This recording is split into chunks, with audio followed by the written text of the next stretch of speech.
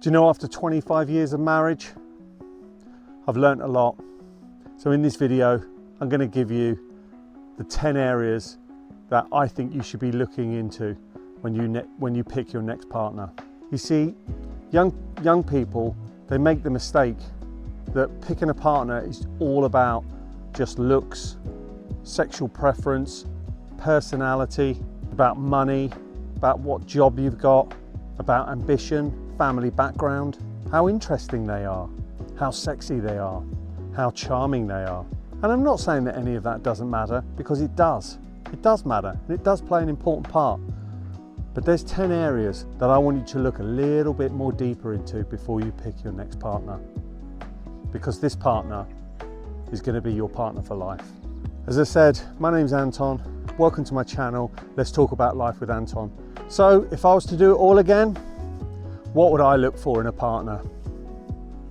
Here are my top 10 areas that I would look into if I was to start again. Well, obviously, sexual attraction. I wouldn't say it's the number one thing, but it's vitally important. You have to be sexually attracted to somebody. I'm not a big believer in being friends and see how it goes, and I don't think sexual interest is something that you can nurture over time. I think you've got to be sexually attracted to somebody.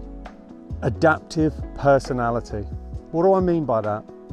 I mean, you need a partner who's going to adapt their personality according to their surroundings. Now, I'm not talking about somebody that just sort of blows in the wind, flits about, and pretends to be someone they're not.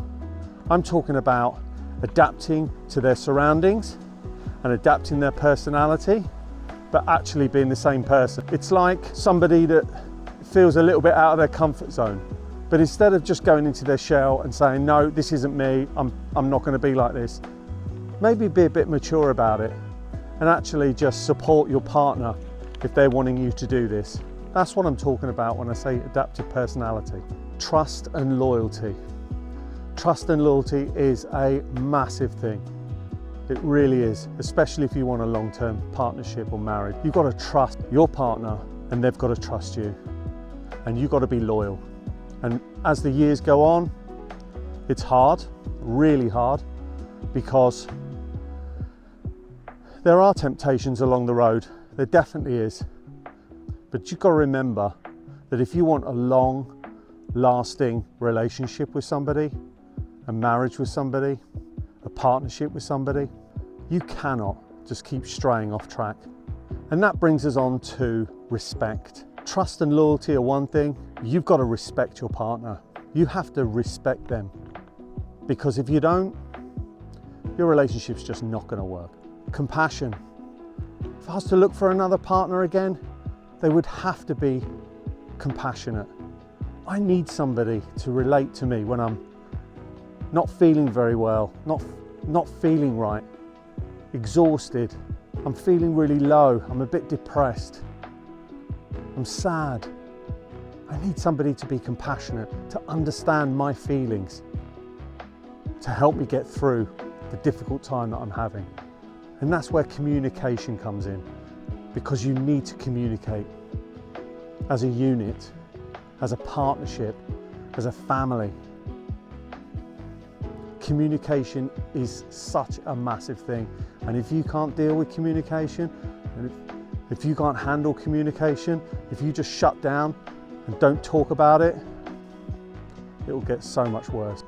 If you have an argument with your partner, the worst thing you can do is just huff, be stubborn, not communicate in a respectful, honourable, mature way.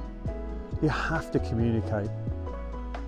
If things aren't right between you, if you just feel that something's off, you have to communicate it.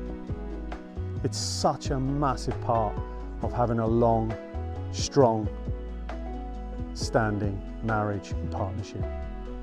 Another area I'd look at if I was picking a partner again is determination. You need somebody ambitious and determined to do well in life. We only get one chance, we get one life. This is not a dress rehearsal. So you need a partner who's going to be determined to get through the bad times determined to do well in life, not just sit on the sidelines and watch others and criticize.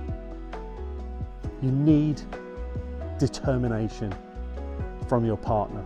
Compatibility. You need to be compatible.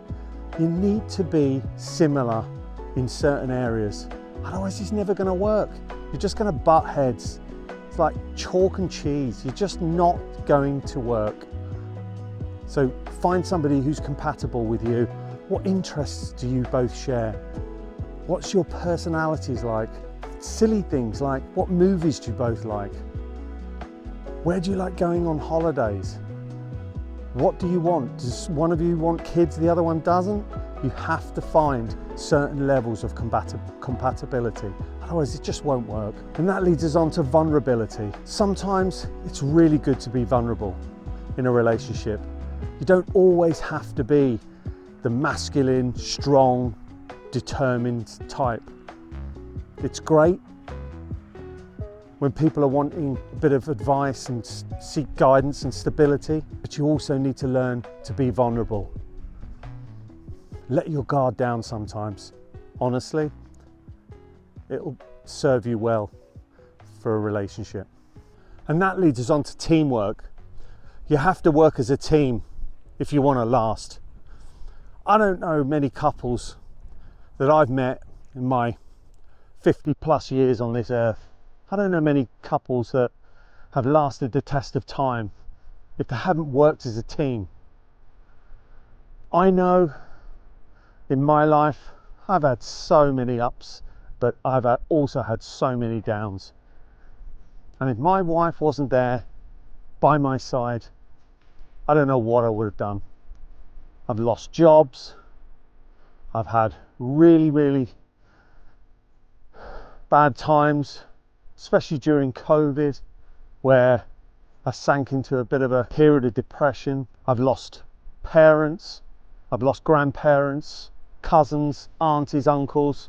If my wife wasn't there to support me, I don't know what I would have done. So work as a team. It's the only way that you'll get through these bad times.